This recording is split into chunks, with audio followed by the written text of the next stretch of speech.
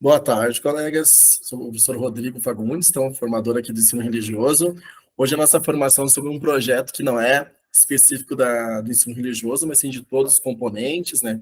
Envolve educação infantil, envolve os anos iniciais, finais e a modalidade EJA também, né? Que é a questão da ERE, da Educação para as Relações Étnico-Raciais.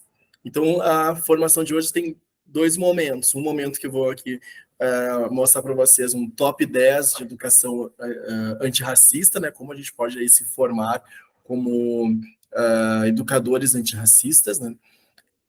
Um outro, um outro material que eu vou mostrar é o próprio projeto, o Projeto ERER, que é a segunda edição desse projeto.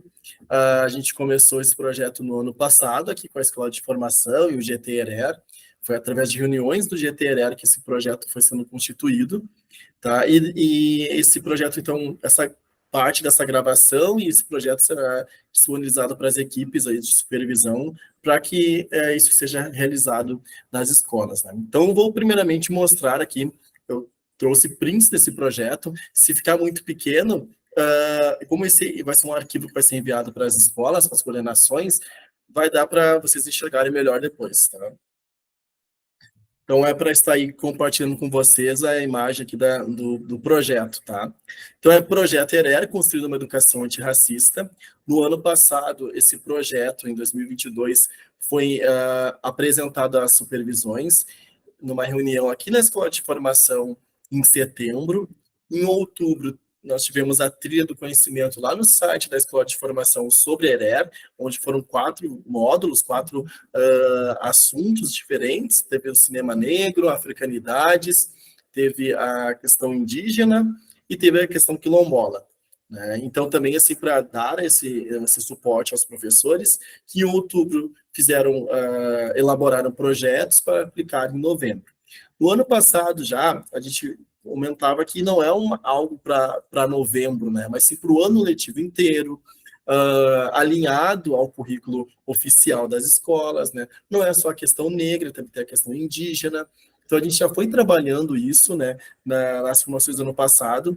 Então, no início deste ano, na imersão das equipes diretivas, nós, da Escola de Formação, lá em março, na UBRA, com todas as equipes diretivas, nós falamos sobre isso. Né? Nós falamos que vai ter a nova edição e que não era algo para novembro, mas sim, quando a gente fosse pedir esses registros, que fossem registros do ano inteiro. Porque um ano inteiro a gente tem que trabalhar a questão indígena, a questão afro-brasileira. Tá? Então, na verdade, não está indo tarde para vocês esse projeto, já era algo divulgado lá no início do ano nas equipes, na imersão das equipes diretivas da UBRA. Então, o título do projeto é Projeto ERER, né? ERER quer dizer Educação para as Relações Étnico-Raciais, construindo uma educação antirracista.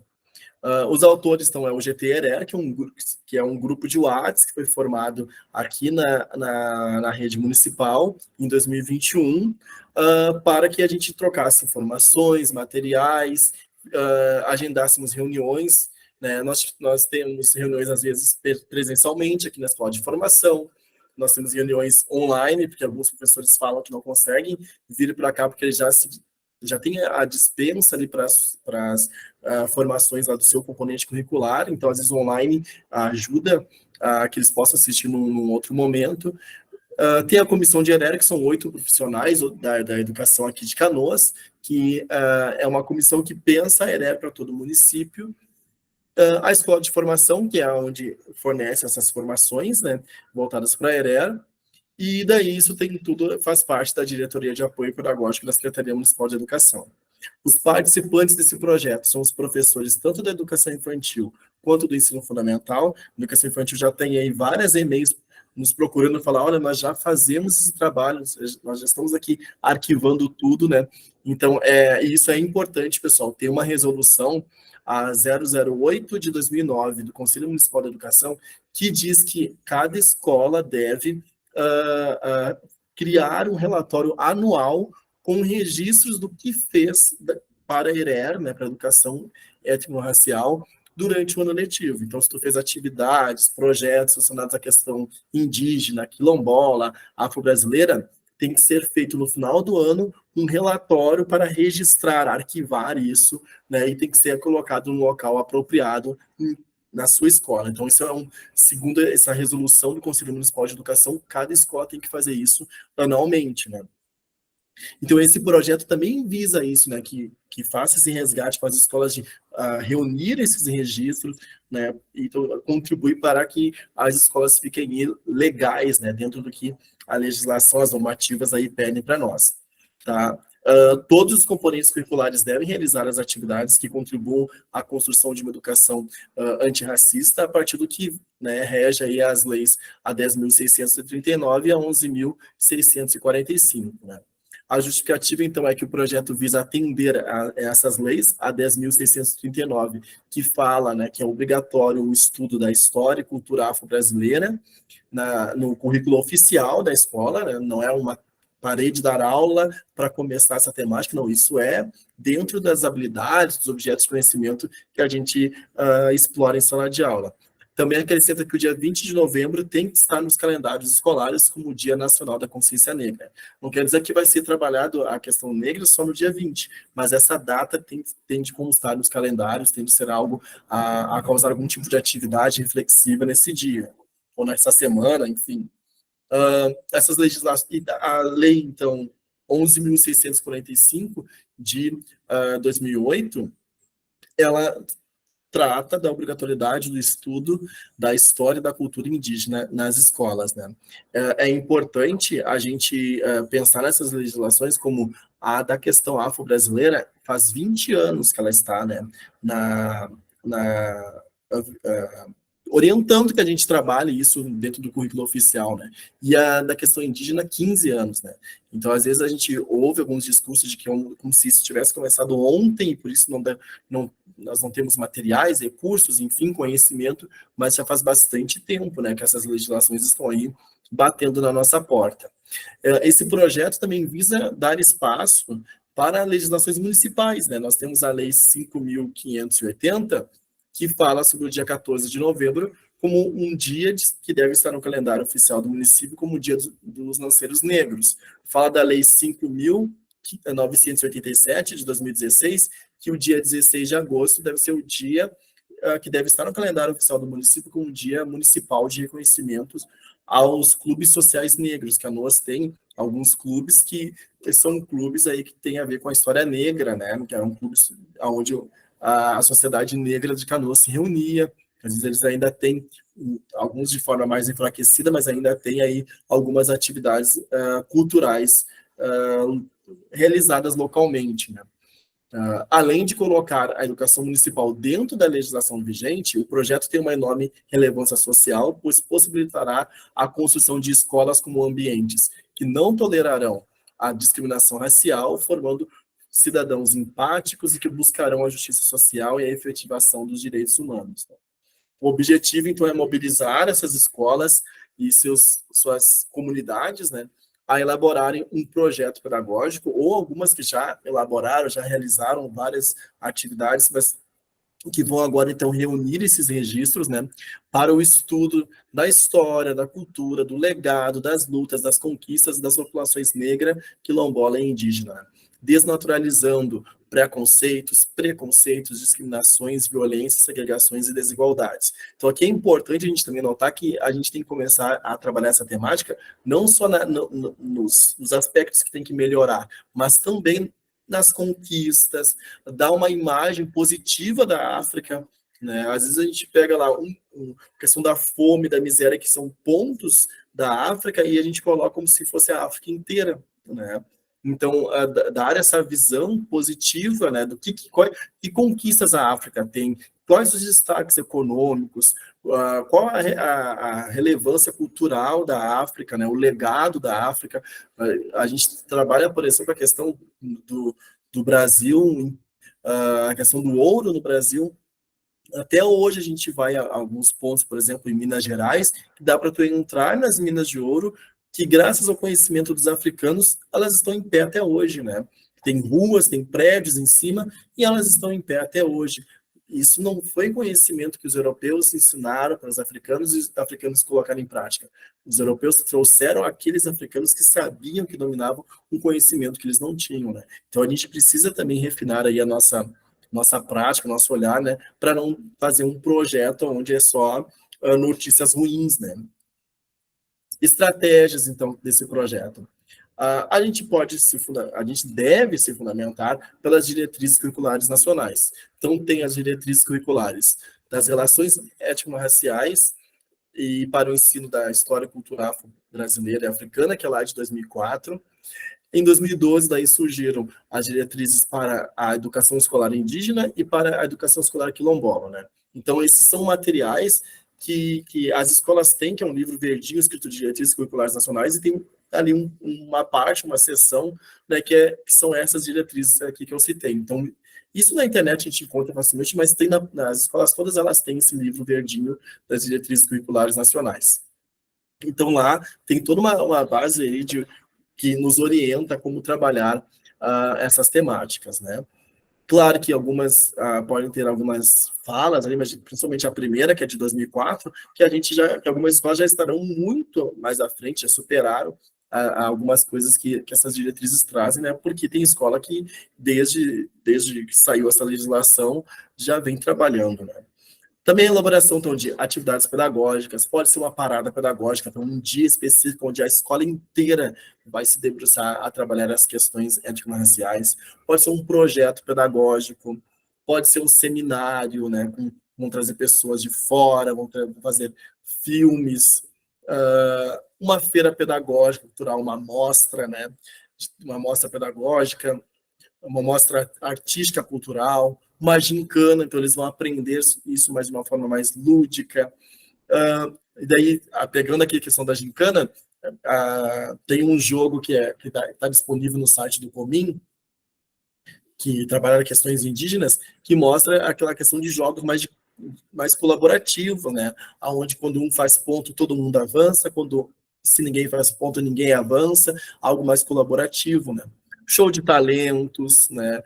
Dá para fazer sequência didática. A gente tem Canoas Avalia, tem termo de conteúdo, tem avaliações, está muito apertado e a gente não se organizou durante o ano para fazer isso anualmente. A gente precisa fazer agora, né? Então, ok, então a gente pode fazer por sequência didática. Então, planeja algo bem sistemático. Essa semana portuguesa fazer tal coisa, matemática tal coisa, ciências tal coisa. Então, a cada semana ou a cada dia, um componente curricular fica responsável por dar continuidade a uma série, uma sequência de atividades, né? Durante o ano letivo, as escolas planejaram ou ainda vão planejar, né, as atividades que foram ou serão realizadas nas suas turmas de educação infantil e nas suas turmas de ensino fundamental. Após a realização dessas atividades, a escola vai encaminhar aqui para a escola de formação, ali está em azul, ó, o e-mail, vai encaminhar no e-mail o registro dessas atividades. Tem escola que manda o projeto escrito e manda imagens. Às vezes a imagem vai até no próprio corpo ali do Word, eles colocam as imagens, né? Importante que, assim, imagens deste ano, né, pessoal, 2023, né? Então, tem escola que faz PowerPoint, tem escola que manda no e-mail as imagens, né? Então, vídeos também, tem escola que manda vídeo, né? Com um projeto ali, quando foi sendo realizado, né? Então, e daí no e-mail, ali, o assunto do e-mail coloca o nome do projeto ERER, né, para a gente saber ali, né, porque a gente recebe e-mail todo dia de toda a rede, né, das 83 escolas. Então, para a gente saber por quê? Porque no futuro, né, provavelmente vai ser em fevereiro ou março, eu aqui, nós da Escola de Formação e do GT ERER, a gente vai entregar, principalmente da comissão de ERER, a gente vai passar nas escolas entregando o certificado. Este ano, 12 escolas receberam o certificado e tem mais 2 aqui que eu preciso entregar. Então, são 14 escolas que receberam o certificado, porque foram 14 escolas que nos devolveram os registros do ano passado. Ó, nós fizemos tais atividades ao longo do ano, ou em novembro, né? E a partir disso, elas receberam o certificado de educação antirracista, né? De uma escola que está ali trabalhando por uma educação mais justa, mais igualitária. Tem algumas escolas que depois, meses depois, trouxeram para nós assim que trabalhar essas questões da ERER fez com que os estudantes tivessem confiança na escola, que fosse um espaço acolhedor, um espaço seguro. De outras demandas que antes passavam despercebidas foram trazidas, como, por exemplo, meninas que ouviam comentários de colegas, né, da sala de aula, comentários assim de importunação sexual, até dá para ser caracterizado, né? E que não sentiam a vontade, né? Achavam que aquilo era na cabeça delas. Não, quando elas viram que a questão da ERER era um crime, no caso, a questão de racismo, começaram a se atentar para outras demandas e a escola se tornou um ambiente seguro, um ambiente de confiança, né? Eles começaram a enxergar a escola, tanto professores quanto equipe, como alguém que eles podem recorrer, né? Então, caso desejarem, as escolas poderiam elaborar uma atividade formativa, que seria isso. As equipes, as supervisões aí das escolas já estão bem cientes, tá bom? E bem acostumados com isso, que é assim, vocês fazem mensalmente reuniões nas escolas, né? Aquelas reuniões de 2 horas. Parte dessas reuniões podem ser reuniões que vocês vão ganhar certificado. Por exemplo, uma escola, às vezes, convida... uma escola, às vezes, convida pessoa de fora, um professor, às vezes até dentro da própria escola tem um professor que tem mestrado, algumas questões aí voltadas para a ERER, tá? Vai fazer uma formação, ou vem uma pessoa de fora, por exemplo, já lembro de uma escola que levou uma escritora que trouxe um monte de livros onde o protagonista eram personagens negros ou personagens indígenas. Então fez toda uma formação, os professores elaboraram propostas, e daí, isso aí pode sim ser certificado. A escola pode pedir para a escola de formação certificar os professores que participaram. As escolas podem fazer 2 atividades formativas, essas que vão ganhar certificados, né? As equipes, as supervisoras sabem como pode fazer ali, como tem que fazer, e qualquer dúvida elas entram em contato com a Ana Paula, aqui da escola de formação, que ela orienta certinho, né? Então, eu digo isso porque tem escola que, antes de elaborar as atividades, gosta de fazer uma formação para que todo mundo tenha a mesma base relacionada à ERER.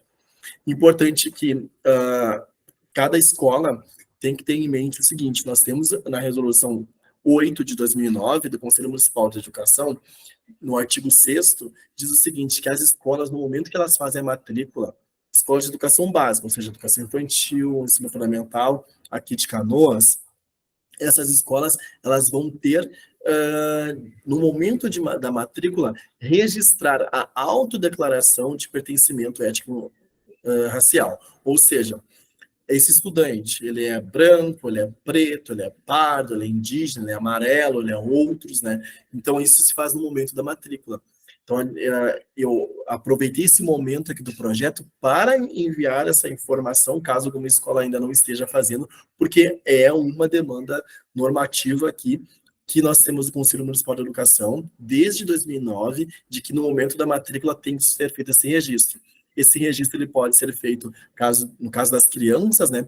Aquele responsável que está fazendo a matrícula pode perguntar para ele e ele fazer essa declaração, né? Se a criança aí, ela às vezes até no documento da criança vem escrito, né? Se a criança foi registrada lá, fez um RG, por exemplo, bem nova, ela já tem ali, às vezes, dependendo da documentação, né? Se tem ali a cor, né? Então, essa questão é uma autodeclaração, não é a secretaria da escola que vai olhar para o estudante, vai fazer o registro, é uma autodeclaração, como algumas crianças são muito novas para poder fazer essa autodeclaração, os responsáveis, assim como eles fazem em outros momentos, né, eles podem, então, fazer esse registro pela criança, tá? E nós aqui da Secretaria Municipal de Educação, a gente orienta que esse registro também seja feito com os profissionais da educação. E se a gente perguntar algum dia, e já houve, por exemplo, professores que estão fazendo mestrado, doutorado, professores que participam de grupos de pesquisa na Unicinos, na URGS, já teve essa demanda de quantos professores negros tem, quantos professores indígenas, quantos professores brancos, amarelos, né? E cadê essa informação, né? Então, como a gente tem essa normativa, então que seja nesse momento também feito ali com os professores, pode ser um forms que a supervisão vai colocar no grupo dos professores, os professores vão preencher, e assim ela vai ter registrado a autodeclaração de cada um dos professores, né, de cada um dos profissionais daquela escola. Então, é necessário, sim, fazer essa autodeclaração do pertencimento étnico-racial com os professores também que atuam na escola, ou seja, com todos da escola, né, professores e estudantes ali, a equipe também. Formação pedagógica, né? Então, assim, uma das coisas que eu sempre falo é que é inaceitável a gente falar que eu não tenho formação sobre ERE, eu não posso trabalhar porque na faculdade eu não tive isso. Hoje nós temos na palma da mão informações sobre ERE. Se vocês entrarem hoje no site da Escola de Formação, no canal do YouTube da Escola de Formação, aqui na Formação de Professores Canoas, é o nome do canal no YouTube, tem vídeos sobre ERE. Então, assim, a gente consegue acesso na palma da mão hoje em dia pelo celular, né? Então, acessível a parte dos professores que teve aqui na rede, que parte dos professores tiveram acesso. Nós tivemos em 2021 o curso Antirracismo, como identificar e combater o racismo estrutural, que foi com Rafa Rafuagem.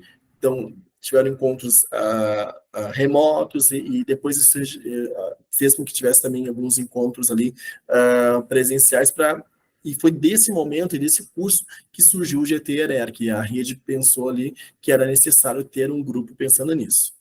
Também tem ali a atividade formativa, né, que era uma palestra, uma apresentação de teatro, que foi feita pela Secretaria Adjunta de Igualdade Racial e Imigrantes em algumas escolas em 2022. Reuniões entre os membros da comissão da ERE. Então, esse grupo, né, atualmente esse grupo é composto por 61 professores. Tá? Ali a reunião da comissão, a comissão são 8 professores. O GT-ERE, que são 61 professores. Tá? O curso Povos Indígenas em Sala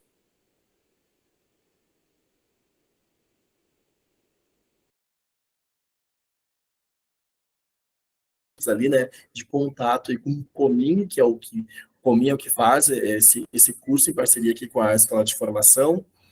Também nós tivemos um grupo de pesquisa, que é o LabDoc, Laboratório de Docências, né, para a Equidade Racial, que é um grupo de pesquisa da Unicinos, onde 5 professores de cada município do Vale dos Sinos foram pesquisando como que a ERER está sendo desenvolvida no Vale dos Sinos. A pesquisa se chama Artesanias Docentes para a Equidade Racial e que vai agora, dentro dos próximos meses, acho que já está agora finalizando para virar um e-book. Esse e-book vai trazer o projeto que cada rede fez, né? Então, Canoas, Esteio, cada cidade fez, né? Algumas foi uma turma que eles fizeram um projeto de ERER, outros foram numa escola inteira, outros foi na própria Secretaria Municipal de Educação, com os colegas, para que eles se educassem a partir de uma visão antirracista. Aqui o Grupo de Canoas fez um projeto de formação continuada no ano passado, com os professores da Escola Edgar Fontoura. Esse foi o projeto aqui da rede, que é uma escola que atende, é a principal escola que atende aos estudantes do Quilombo Chácara das Rosas, né? Um outro grupo de pesquisa, Uniafro, para gestores, aperfeiçoamento em gestão da política da promoção da igualdade racial na escola, que é da URGS, né? Eles pediram, então, pessoas grupos, né, GTs de cidades gaúchas para fazer essa formação para a gestão à luz aí de uma igualdade racial. E segundo o edital deles, tinham que ter pessoas gestoras, como pessoas da SME, pessoas da direção, pessoas da supervisão, e também profissionais da sala de aula, da educação infantil, do ensino fundamental. Tá? Nós temos também o curso de extensão LEA, Letramentos e Educação Antirracista, que são professores da rede que fazem um curso com o colégio de aplicação.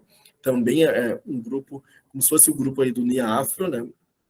Onde é um bem concorrido esse aí, assim, as inscrições elas abrem e logo fecham, que ele tem uma procura do estado inteiro, né? E nós temos 4 professores que foram selecionados aqui da rede. A formação, uma TEB e 3 professores. Formação pedagógica dos professores de História e Geografia, em maio, foi sobre a questão antirracista. Em abril, a gente teve também uma fala sobre a questão do racismo, mas uma formação inteira dedicada à temática foi em maio. Em maio, também, os professores de Ciências Naturais também tiveram essa formação. Então, o que é acessível a todos os professores, né? Ali está até em azul o site da Escola de Formação, né? E também dá para a gente pensar até, depois ali eu vou mostrar o canal no YouTube, né, que também tem. Então, a gente tem a reunião do GTRR, né, no site da Escola de Formação, a gente tem postado aí essas reuniões do GTRR desde 2021, elas são aí abertas a todo mundo, então, eu não faço parte desse GT, não, estou lá no grupo de WhatsApp, tá, mas quando a gente manda os links ali pelas equipes diretivas, vocês podem fazer parte da formação. O curso na Trilha do Conhecimento, Possibilidades para em Canoas, é este que trabalhou a africanidade, cinema negro, a educação indígena, educação quilombola. Teve uma outra trilha do conhecimento, né, que foi a sexta trilha, Educação para as Nações Étnico-Raciais, de 2021. Tem o café, né? A trilha é uma sequência de vídeos. O café é um vídeo só. Tem o café Educação Infantil e Ensino Fundamental em Diálogo por uma Educação Antirracista, de 2021, e tem o Consciência Indígena para além das datas comemorativas, também de 2021. No canal do YouTube, então, tem as lives do GTRR. Essa formação de hoje vai estar também disponível no canal do YouTube. Tem uma formação específica do GTRR em setembro, né? Teve uma outra do GTRR em maio, né? Então, são 2 dias, 2 lives aí, falando, essas duas, a de maio e a de setembro, são interessantes porque a gente traz pessoas da rede que estão relatando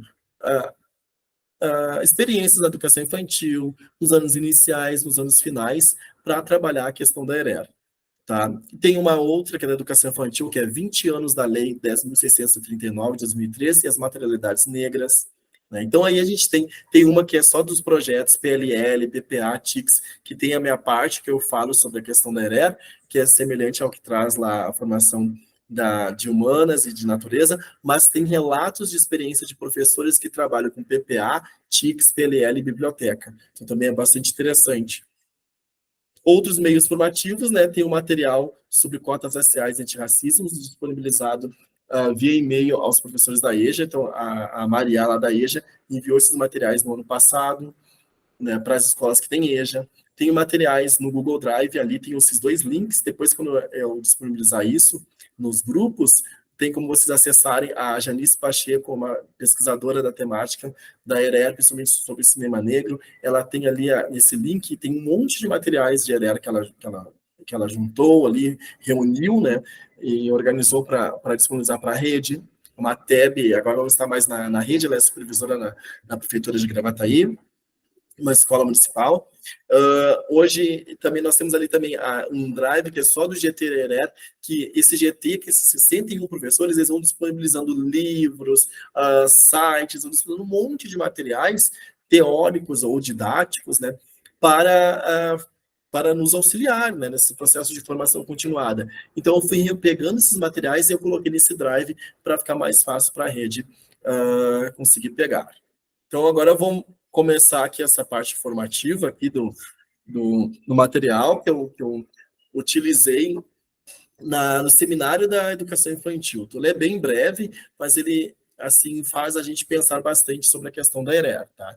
Não sei se top 10 educação antirracista, né? Então eu tinha pouco tempo ali para falar, acho que eram 25, 20 minutos para falar com toda a rede municipal que trabalha na educação infantil, gestores, né, e professores, monitores, TEBs, né, enfim. E então eu resolvi criar esse top 10 para ser algo mais rápido, né? Então, aqui eu dei uma modificada só no top 10 para ficar mais abrangente para nós. Perceber que o racismo é estrutural, né? Que isso é uma demanda que, se a gente for pensar, a sociedade inteira ela está ligada, estruturada nessa questão racista, né? Então, a gente vai pegar, quando tem casos de desemprego, sempre tem uma ordem, primeiro a mulher negra começa a ser demitida, né? Então, a gente há todo um pensamento direto ou indireto que leva a esse racismo estrutural. A gente vai olhar nas nossas escolas, né, aonde estão as pessoas negras trabalhando, né? A gente vai olhar as escolas privadas, né, aonde estão os estudantes negros, né? Então, é toda aí uma lógica que leva a esse racismo estrutural. O segundo ponto é conscientizar-se que o racismo, de que o racismo atual foi criado pelo povo branco europeu, né? o colonizador. É para a Você gente não, tomar um certo cuidado para na hora das nossas explicações a gente não falar o branco, branco, branco, porque isso pode dar a ideia de que a gente está querendo trabalhar a ERER para que cada estudante branco, cada professor branco se sinta culpado pelas desigualdades, se sinta culpado pelo racismo existente hoje, se sinta culpado pela criação até mesmo da escravidão, né? Pela existência aí da escravidão lá no passado, né? Que a gente sabe que não ficou tão assim no passado, né? Mas então a gente usar o termo branco europeu. Isso aqui é um conceito lá de fazer a gente pensar o seguinte, ó. Quando a gente trabalha, por exemplo, no 7º ano lá em geografia, população brasileira, a gente fala que a população brasileira se formou por 3 matrizes: a indígena, a negra e a branca, né? A branca europeia, né? Então, o que acontece? Quando a gente vai trabalhar indígena, a gente fala dos massacres. Eles foram massacrados, eles foram mortos, teve a questão das doenças que mataram, não, não, não. Quando a gente trabalha o negro, a gente fala da escravidão, das desigualdades, que isso, aquilo, aquele outro, tá isso. Quando a gente trabalha do branco, o branco europeu, eles trouxeram legado, a religião, a cultura, os pratos típicos, ou seja, aquele massacre, aquelas doenças, aquela escravidão, a gente não trabalha o sujeito que praticou aquela ação. Então, o massacre, a escravidão, isso deveria estar no capítulo do branco, porque foi ele que fez. Foi uma ação dele. Então, quando a gente fala dessa questão do racismo estrutural, é até mesmo isso, a gente pensar que os livros foram escritos, na sua maioria, por pessoas brancas, e que daí foi escrito inicialmente, e a gente vai repetindo, a mesma ordem, né? Que a gente trabalha a questão a ação negativa do branco europeu lá no indígena, lá no negro, né? Lá que tem a ênfase a isso. Mas a gente não cita de forma específica, porque a gente está trabalhando o negro, o indígena, né? A gente trabalha as consequências, mas a gente não cita o sujeito que causou isso, né? E daí lá na parte do branco europeu a gente trabalha o legado, como se somente eles tivessem trabalhado ou deixado isso. Isso é algo, este ano, por exemplo, a gente tem vários casos aí na política de pessoas políticos que falaram: nossa, a gente fez um trabalho bonito lá, a gente fez um trabalho de gente branca. Então, isso não vem do nada, isso vem desses livros didáticos que trabalharam o capítulo do branco europeu com o capítulo daquele que fez coisas que estão aí até hoje e só fez coisas boas. Então, a gente trabalhar essa questão do massacre, essa questão da escravidão, quando formos falar do branco europeu. O que ele fez? Ele fez isso de positivo, mas ele também fez isto, né? Então, é importante a gente rever aí, né, essa nossa postura ao trabalhar, essa conduta, nosso diálogo ao trabalhar essa questão. O terceiro é entender que os termos raça branca e raça negra são conceitos sociológicos.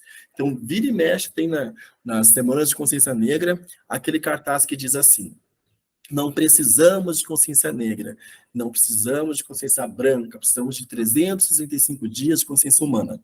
Temos que tomar um certo cuidado, porque esses tipos de frases são utilizadas por pessoas negacionistas, por pessoas que querem que tudo isso, toda essa estrutura continue, prevaleça, né? Então, assim, o termo raça branca, raça negra são termos sociológicos, não são termos biológicos, porque é inegável que uma pessoa negra não é tratada da mesma forma que a pessoa branca. A gente tem pesquisas que falam que durante o parto, a mulher negra recebe menos anestesia que a mulher branca. Eu tenho casos recentes, assim, ó, de 2022, 2023, de, por exemplo, estar num casamento de terno, eu sempre conto essa mesma história, está batida já aqui na rede, né, de num casamento no ano passado, onde estava ali eu e mais umas 3, 4, 5 pessoas, umas 5, 6 pessoas, esperando para a noiva entrar, para não atravessar na frente dela, e um professor lá, que eu sei que é professor porque é uma pessoa chamou ele de professor, mas não é daqui da rede. Chegou e disse assim: oi, estão esperando para entrar? Sim, sim, a noiva está entrando. Tu trabalha aqui? Eu estava de terno, gravata, junto com outras pessoas ali que estavam separadas. Eu tinha recém dito que sim, estamos esperando ela entrar. Todos os funcionários estavam vestidos totalmente de preto, né? Então, assim, é difícil para algumas pessoas, né, pensarem que tem alguém que possa estar no mesmo patamar que elas, né? Um outro exemplo que eu sempre cito aqui é do mercado lá, o dia lá onde eu estava lá e tinha uma promoção de leite, né? Se eu fiquei 10, 15 minutos, foram 10, 15 minutos de pessoas me perguntando se o leite ia ser reposto, né? Então é difícil imaginar, né? Eu sempre digo que eu estava vestido de professor de geografia, né? De camisa polo, calça jeans e tênis. Então nem estava assim com alguma roupa que pudesse ser semelhante dos funcionários, mas é muito difícil quebrar nessa mentalidade, né? Racista de que alguém pode estar no mesmo patamar que tu, no caso aí de cliente, né? Então, isso aqui a gente tem que entender que são termos sociológicos, né? O quarto é enxergar o desenvolvimento da empatia como possibilitador de uma sociedade mais justa, né? Então, o tempo de cuidar aqui da rede sempre fala muito disso, né? Que os casos de violência são casos onde falta empatia, falta se colocar no lugar do outro. Então, ao desenvolver essas atividades diárias, a gente precisa sensibilizar, e às vezes não é nem sensibilizar os estudantes, mas para poder fazer um projeto de escola, sensibilizar os nossos próprios colegas, né? Porque quando a gente fala que a sociedade é racista, nós todos fazemos parte da sociedade, nós todos carregamos o racismo. Mas há uma diferença. Tem gente que quer se desconstruir desse racismo, né? E tem gente que está confortável com isso, né? A cinco, pessoal, certificar-se de que esteja constituindo um espaço que acolha a todos, pois antes de tudo, aqui você é um servidor público. Antes de tu ser o fulano, beltrano, ciclano, antes de ser um professor disso, daquilo, aquele outro, tu é um servidor público. E servidor público é para todos, não é para alguns, não é para a maioria. Então, todos devem ser representados durante as nossas aulas, durante a nossa fala, a nossa postura. Né? Não é para alguns, não é para mim. Eu acho de tal forma, eu acho isso, é para todos. Né? Então, a escola tem que ser um espaço plural, um espaço para todos. Imagine se, eu sempre dou um exemplo se a gente fosse num hospital e o médico quisesse tratar somente de cristãos. Quem não fosse cristão não seria atendido, né? Quem não fosse isso, não fosse aquilo, né? Então, na escola é a mesma coisa. Nós somos servidores públicos, estamos lá para todos. O sexto é considerar o apagamento dos feitos das populações não brancas. Né? É importante a gente notar e questionar isso com os estudantes. Os livros infantis, né? Quem fez, né? Pessoas brancas ou não brancas, né? Os livros, quem são os personagens, né? O livro didático traz feitos das pessoas não brancas. Sempre quando surge aqui, mas acho que é mimimi, né? Eu sempre dou um exemplo, né? Que é essa questão de desenvolver a empatia, que eu digo para eles, pessoal, nenhuma menina aqui da sala se produzisse algo maravilhoso no futuro, terá um nome no livro didático. Porque a gente sabe que o predomínio no livro didático é o nome, são os feitos de pessoas que são homens, brancos, héteros e cristãos. Quem foge disso, muito dificilmente vai ter um nome no livro didático. Então, por isso que a gente não vê nomes de mulheres, de indígenas, de negros, né? De pessoas de outras religiões, né? Então, é por isso que a gente viu, né, ao longo da história, Machado de Assis, por exemplo, né, pintado ali como se fosse uma pessoa branca, né? Então, porque é esse o perfil que tem que estar como alguém que produziu algo importante, né? Então a gente notaria isso. Então eu sempre trago a questão das meninas para dar essa quebra, para eles pensarem, se vocês tiverem uma filha, vocês podem investir na educação dela, ela pode produzir muitas coisas. Se continuar do jeito que está, o nome dela nunca vai ser um nome de destaque, né? Então, nunca vai estar num livro didático, por exemplo. Então, isso faz com que eles pensem, realmente, ó, os livros não trazem tantas mulheres, a gente não ouve falar de tantas mulheres, a gente estuda muito homens, né? O homem fez isso, o homem conquistou aquilo, ele fez aquilo, ele guerreou, ele fez aquilo e outro, né?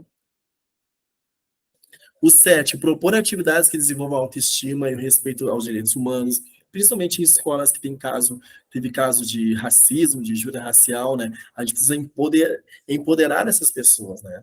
Não é ficar focado e fazer aquela pessoa relembrar aquela situação, né? Mas empoderar, mostrar que sim, que pode, que tem gente do mesmo gênero, da mesma classe social, da mesma cor que conseguiu, né, dar a volta por cima, Então, mostrar esses exemplos positivos para elas também se guiarem, né?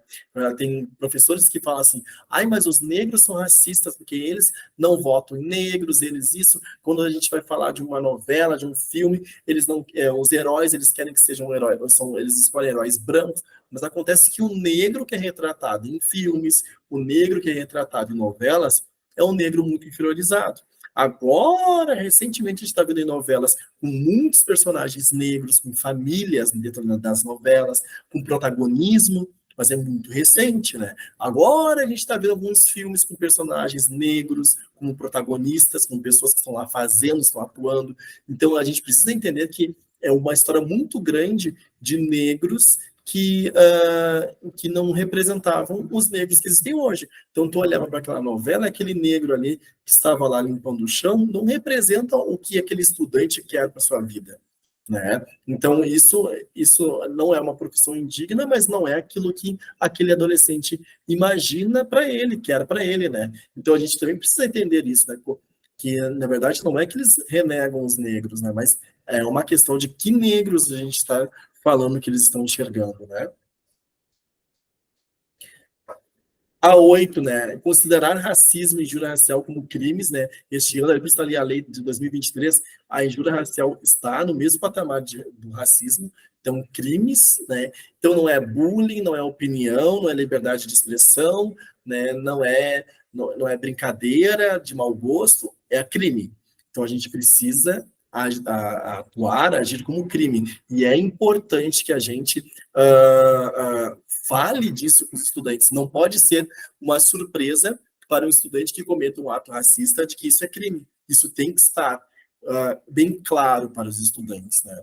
Que isso é um crime, que isso é inaceitável, né? Se acontecer algo na escola, chama a família da vítima, a família do agressor, atue, acolha tanto o agressor quanto a vítima, não é só a vítima, o agressor também, muitos casos que a gente atende, principalmente o tempo de cuidar atende, percebe que o agressor também já foi vítima de outros crimes, ou de bullying, por exemplo, né?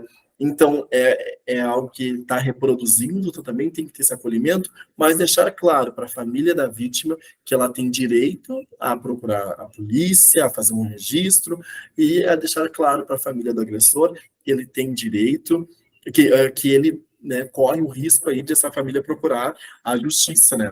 Contra ele. Né? Então, isso tem que ficar bem claro por ser um crime, né, gente? E que a gente também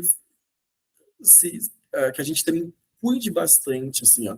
Se a gente está presenciando esse crime acontecer e a família procura a justiça, vai ser citado. Isso aconteceu na aula do professor tal, da professora tal, e viu e não levou adiante.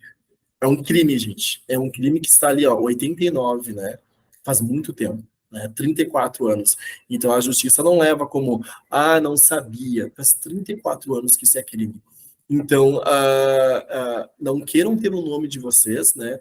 Junto aí nesses processos, porque não tomou providências. Então, presenciou algo, leva para a direção que cuida disso. A direção vai fazer o registro, vai fazer a ata, se colocar à disposição das duas famílias e encaminharam esse assunto para a SME, para a SME fazer um registro, né, e conseguir ali acompanhar. Depois disso, a família procurar a justiça, não é, a gente pouco tem como acompanhar, a não ser que a família, né, acabe relatando para a SME ou para a escola, porque daí quem decide tudo aí com as pessoas envolvidas é a justiça, né?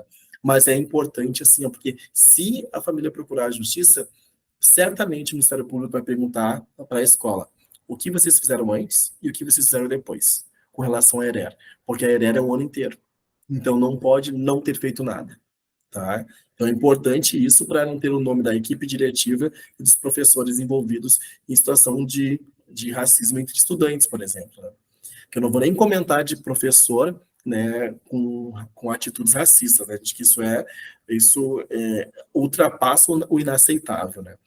O 9, ser corajosa ou corajoso para desconstruir essas certezas, revelar as intencionalidades e atualizar-se sobre as questões da ERE. Né? Então, tem que ser muito corajoso para trabalhar isso, porque a gente sabe que a gente vai estar mexendo com coisas que são ideias construídas, solidificadas, que eles trazem de humoristas que fazem um humor aí completamente, né, desqualificado, trazem de casa, principalmente, né, trazem de casa, de grupos, às vezes, de convivência, ideias racistas, né, e que tu vai estar quebrando, né, tu vai estar desconstruindo, desequilibrando aquele estudante, né, então não é algo fácil, né, por isso que tem que ser algo da escola. Quando é a escola, é todo um grupo, né, que está caminhando juntos, né. Agora, se é um professor isolado, daí fica muito difícil, porque daí é a fulana que está fora da curva, não é a fulana que está dentro da legislação, dentro da lei, está fazendo o correto, né. E atualizar-se, pessoal, ir atrás. Não precisa hoje sair devorando todos os livros, todas as fontes de Herero, mas a cada ano tu vai lendo. Hoje eu li isso, daqui a alguns meses leio aquilo, a cada ano que vem leio tal coisa, então tu vai se aprimorando, vai se aprimorando. Quem trabalha com Herero hoje foi assim que foi começando, aos poucos, né? Perceba que você não está só, pois há muita gente atuando por uma educação antirracista, principalmente nas EMEIs, mas também nas MFs, né? Mas principalmente as EMEIs são as que dão um show quando o assunto é Herero, tá? Então a gente tem assim o caso da educação infantil, que faz muitas atividades. Eu estou falando aqui a partir dos registros que eu tenho, né? Do que eu recebo de Herero. Tem muitos registros de atividades feitas na Herero na educação infantil, chega nos anos iniciais, a coisa desaparece e depois começa a ressurgir um pouco nas aulas de humanas dos anos finais. Lembrando que aqui eu não estou falando para vocês falarem sobre escravidão, tá? Porque escravidão sempre foi falado nas escolas. Então essas leis não foram criadas para que toda escola fale que o negro foi escravizado. Isso sempre foi feito. É para trabalhar a herera, conforme ali eu apontei antes no projeto, né? Aqui, então, nós temos ó, uma imagem de alguns professores de uma das reuniões que nós tivemos do GTRE. Então, aqui tem da educação infantil, dos anos iniciais, dos anos finais. Tem aqui também o pessoal de equipe de supervisão, o pessoal da SME. Online, o pessoal participa mais. Essa aqui é a comissão de Herera, que são as pessoas que pensam a Herera aí para a rede. Aqui nesse grupo aqui da Herera, tem pessoas que fazem pesquisas, estudos para a questão afro-brasileira, para a questão indígena. Daí, ó, eu falei para vocês que quem faz o projeto Herera, aquele que manda os documentos, ali os registros, recebe daí no início do ano um certificado com o nome da sua escola, né, o certificado de educação antirracista que eles colocam lá na entrada da escola, né? Então, de escola que participa. Aqui, como foi no seminário de educação infantil, eu coloquei aqui a imagem da cara melada, da carinha de anjo, da pé de moleque, mas nós tivemos também EMFs, né, a Edgar Fontoura, a Irmão Pedro, a Rui Cine Lima, que é uma escola assim que respira Heré, né? A Castelo Branco, acho que a Castelo Branco também é outra, Pernambuco também é outra. Né? Então, nós temos aí várias escolas que realizaram esse projeto e que ganharam, então, esse certificado no início do ano.